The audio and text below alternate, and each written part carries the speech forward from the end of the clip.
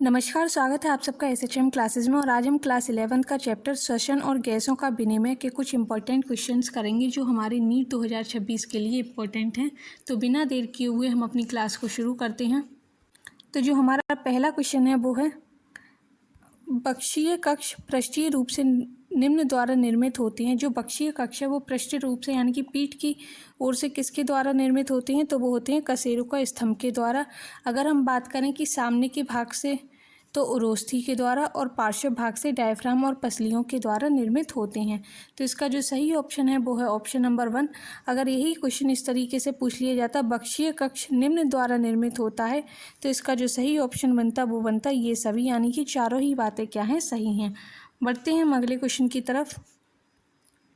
फेफड़े वायु से भरी हुई थैलियाँ एल्वियोली से बने होते हैं। जो फेफड़े हैं वो हवा से भरी हुई थैलियाँ, वो किससे बने हुए होते हैं, एल्वियोली से।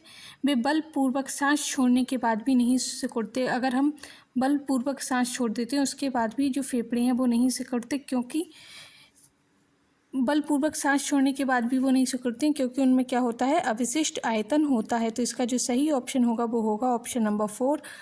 अब बात करते हैं हम कि ज्वारीय आयतन क्या होता है। ये है सामान्य श्वास और प्रश्वास के दौरान फेफड़ों में अंदर और बाहर जाने वाली हवा की मात्रा, यानी कि जो फेफड़ों में अंदर और बाहर हवा जा रही है सांस और प्रश्वास के द्वारा, वो क्या है, वो ज्वारीय आयतन है। सामान्य सांस जो हम लेते हैं और छोड़ते हैं उसको क्या कहते हैं, हम ज्वारीय आयतन कहते हैं। अंतः श्वसन वो कहते हैं कि हम बलपूर्वक सांस को ज़बरदस्ती हम ले रहे हैं, सांस लेने के बाद भी हम ज़बरदस्ती सांस को लेना क्या कहते हैं, अंतःश्वसन कहते हैं। और निःश्वसन कहते हैं कि सांस छोड़ने के बाद भी ज़बरदस्ती सांस को छोड़ना क्या होगा, निःश्वसन आरक्षित आयतन होगा। बढ़ते हैं हम अगले क्वेश्चन की तरफ। निम्नलिखित में से कौन सा सही है, तो हमें इसमें से सही को ढूंढना है। श्वसन एक सक्रिय प्रक्रिया है, तो ये बात बिल्कुल सही है। तो हमें अपना आंसर तो मिल गया, लेकिन हम और भी ऑप्शंस को पढ़ेंगे। श्वसन और निःश्वसन निष्क्रिय प्रक्रिया है, तो नहीं। जो श्वसन है वो सक्रिय है और जो निःश्वसन है वो क्या है, निष्क्रिय है। निःश्वसन हमेशा सक्रिय प्रक्रिया है, नहीं, ये भी गलत है। श्वसन और निःश्वसन हमेशा सक्रिय प्रक्रिया है, ये भी गलत है। तो जो हमारा सही ऑप्शन होगा वो होगा ऑप्शन नंबर 1। बढ़ते हैं हम अगले क्वेश्चन की तरफ। निम्नलिखित कथन को पढ़ें और सही उत्तर चुनें। फेफड़ों में हवा का आना जाना फेफड़ों और वायुमंडल के बीच दबाव प्रवणता बनाकर किया जाता है। तो ये बात क्या है हमारी, ये बात बिल्कुल सही है। जो फेफड़ों में हवा का आना जाना है, फेफड़े और वायुमंडल के बीच क्या बनाता है, दबाव बनाकर किया जाता है। सांस लेने की प्रक्रिया डायाफ्राम के संकुचन द्वारा शुरू होती है, ये बात सही है। जो केंद्रीय अक्ष में वक्ष कक्ष की मात्रा को बढ़ाती है, तो वक्ष कक्ष की मात्रा को नहीं बढ़ाती है। यहाँ पर ये है वक्ष कक्ष गलत दे रखा है। ऑप्शन नंबर सी है। बाहरी इंटरकोस्टल मांसपेशियों के संकुचन से पसलियों और उरुस्थि को ऊपर उठाया जाता है, जिससे अग्र पश्च अक्ष में मात्रा में वृद्धि होती है। तो ये अग्र पश्च अक्ष है वो क्या है, गलत है। तो हमारी बी और सी क्या है, गलत है। तो बी सी सही, ये गलत है ऑप्शन हमारा बी। तो हमारा ये गलत, तो ये भी हट जाएगा। औसतन एक स्वस्थ मनुष्य 12 से 16 प्रति मिनट सांस लेता है। यहाँ पे बार ये गलत हो गया, प्रति मिनट सांस लेता है, तो ये बात सही है। तो हमारा जो सही ऑप्शन होगा ए और डी सही है, और बी और सी क्या है, गलत है। नीचे दो कथन दिए गए हैं। नीचे दो कथन है। कथन 1, प्रत्येक 100 मिलीलीटर ऑक्सीजन रहित रक्त एल्वियोली को लगभग 7 ml CO2 पहुँचाता है, यानी कि 7 मिलीलीटर CO2 पहुँचाता है। तो 7 नहीं, कितना पहुँचाएगा, ये 4 मिलीलीटर पहुँचाता है। अब पढ़ते हैं हम कथन 2 को। CO2 हीमोग्लोबिन द्वारा कार्बोनिक हीमोग्लोबिन के रूप में ले जाया जाता है। तो जो CO2 है हीमोग्लोबिन द्वारा कार्बोनिक हीमोग्लोबिन के रूप में ले जाया जाता है, तो ये बात बिल्कुल सही है। तो जो हमारा कथन 1 है वो क्या है, गलत है, और कथन 2 क्या है, सही है। बढ़ते हैं हम अगले क्वेश्चन की तरफ। निम्नलिखित में से कौन सा कारक गैसों के प्रसार की दर को प्रभावित करता है, तो गैसों की घुलनशीलता को भी करता है, विसरित गैसों की आंशिक दबाव यानी कि सांद्रण ढाल को भी करता है, विसरण झिल्ली की मोटाई को भी करता है। तो सभी बातें सही हैं, तो इसका जो सही ऑप्शन होगा वो होगा ऑप्शन नंबर 4। बढ़ते हैं हम अगले क्वेश्चन की तरफ। निम्नलिखित में से कौन सा कारक ऑक्सी हीमोग्लोबिन से O2 के पृथक्करण के पक्षधर है? तो कौन सा कारक है? कम PO2, उच्च पार्शियल CO2, उच्च H की सांद्रता, ये सही है। कम PO2 यानी कि पार्शियल ऑक्सीजन, उच्च PCO2 यानी कि पार्शियल कार्बन डाइऑक्साइड, कम pH, ये भी सही है। तो इसमें ऑप्शन नंबर 4 हमारा सही बनेगा। 1 और 2 दोनों ही बातें क्या हैं? सही हैं। नीचे 2 कथन दिए गए हैं। कथन 1, बलपूर्वक सांस छोड़ने के बाद व्यक्ति द्वारा सांस में ली जाने वाली अधिकतम मात्रा को प्राण शक्ति कहा जाता है। तो ये बात बिल्कुल सही है। कथन 2 है, बलपूर्वक सांस छोड़ने के बाद व्यक्ति द्वारा सांस में ली जाने वाली अधिकतम मात्रा को निश्वसन क्षमता कहा जाता है। तो ये क्या है? गलत है, निश्वसन क्षमता नहीं कहा जाता है। तो कथन 1 सही है, कथन 2 गलत है, यानी कि हमारा जो सही ऑप्शन होगा वो होगा ऑप्शन नंबर 2।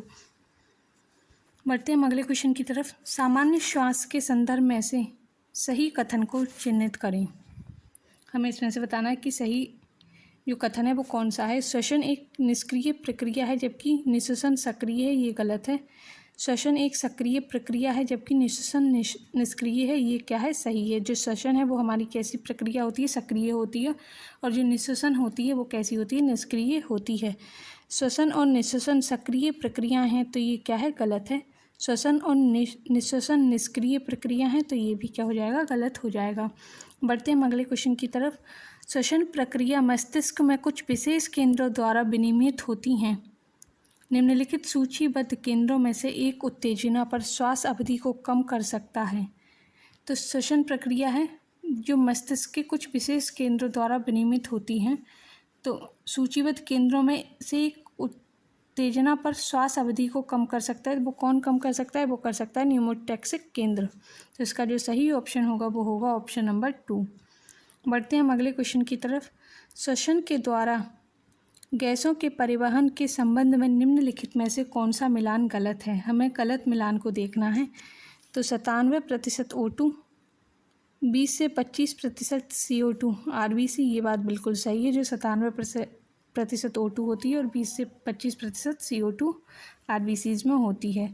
3% O2 प्लाज्मा में घुला हुआ होता है, ये बात भी बिल्कुल सही है। 97 और 3 100 हो गया। ये 70% CO2 बाइकार्बोनेट में होता है, ये बात भी सही है।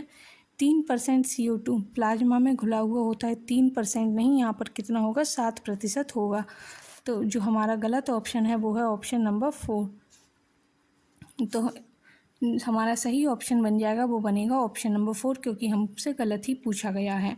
बढ़ते हैं हम अगले क्वेश्चन की तरफ। अवशिष्ट आयतन के लिए कौन सा कथन सही है? हमें इसमें से सही कथन को देखना है कि कौन सा कथन सही है। सामान्य श्वसन के दौरान सांस में ली गई या छोड़ी गई हवा की मात्रा, ये अवशिष्ट आयतन होगा? नहीं, ये अवशिष्ट आयतन नहीं है। हवा के अतिरिक्त मात्रा जिसे व्यक्ति बलपूर्वक सांस अंदर खींचकर छोड़ सकता है, तो ये भी अवशिष्ट आयतन नहीं है। हवा की अतिरिक्त मात्रा जिसे व्यक्ति बलपूर्वक सांस बाहर खींचकर छोड़ सकता है, ये भी क्या है? अवशिष्ट आयतन नहीं है।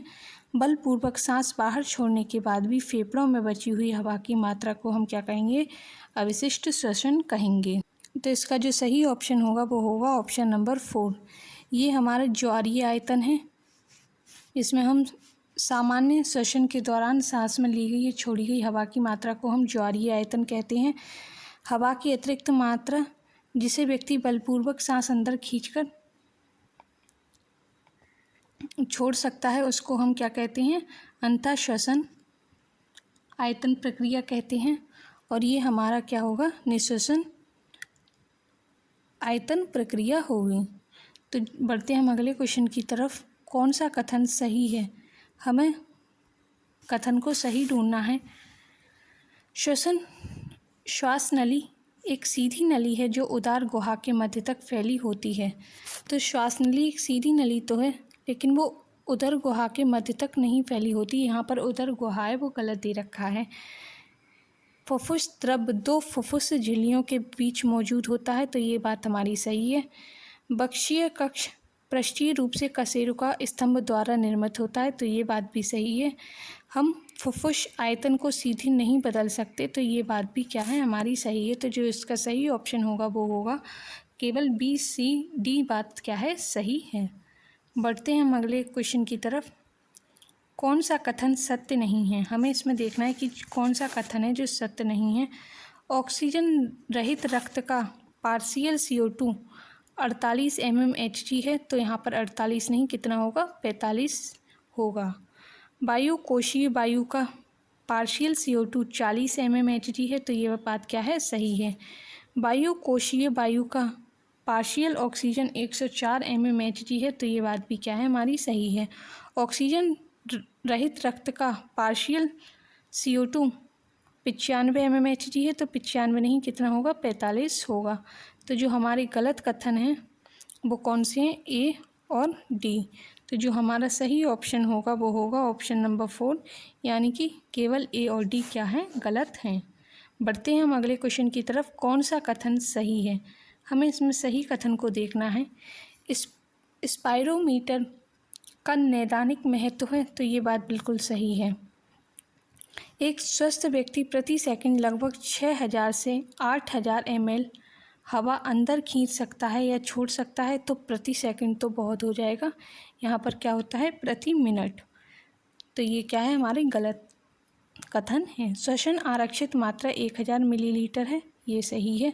सामान्यतः सांस छोड़ना एक निष्क्रिय प्रक्रिया है, तो ये बात भी क्या है सही है। तो इसमें कौन कौन से सही हैं हमारे? ए, सी, डी कथन सही हैं, बी क्या है गलत है। बढ़ते हैं हम अगले क्वेश्चन की तरफ। कौन सा कथन गलत है? हमें गलत कथन देखना है। निचले अकेशरुकी जैसे स्पंज उस कोइलेंट्रेस, यहाँ पर सीलेंट्रेट होएगा, प्लेटफॉर्म आदि अपने पूरे शरीर की सतह पर सरल प्रसार द्वारा O2 को CO2 के साथ बदलते हैं, तो ये बात क्या है सही है। ट्रैकिया एक सीधी नली है जो मध्य वक्षीय गुहा तक फैली होती है, जो 5वीं वक्षीय कशेरुका के स्तर पर दाएं और बाएं प्राथमिक ब्रोंकाई में विभाजित होती है, तो ये बात भी क्या है सही है। PO2 यहाँ पर 2 आएगा और यहाँ पर CO2 भी आएगा। PO2 यानी कि पार्शियल ऑक्सीजन एक प्रमुख कारक है जो हीमोग्लोबिन के साथ CO2 के बंधन को प्रभावित कर सकता है, तो ये भी बात सही है। तो इसमें कोई सा भी कथन गलत नहीं है, तो इसका जो सही ऑप्शन होगा वो होगा इनमें से कोई नहीं, यानी कि ऑप्शन नंबर 4। यहाँ पर PO2 होगा और यहाँ पर CO2 होगा ऑप्शन नंबर 3 में।